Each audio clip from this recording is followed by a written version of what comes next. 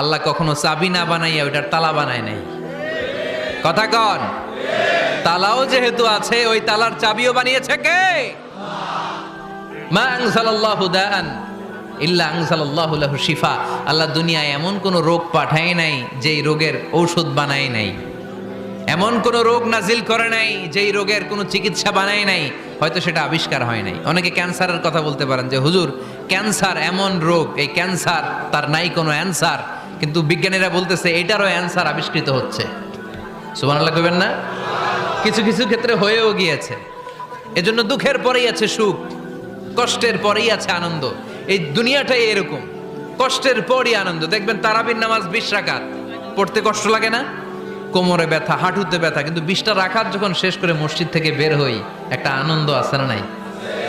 কষ্ট করে পরীক্ষার জন্য প্রিপারেশন নিলেন আপনি কয়েক মাস, কিন্তু ফলাফল যখন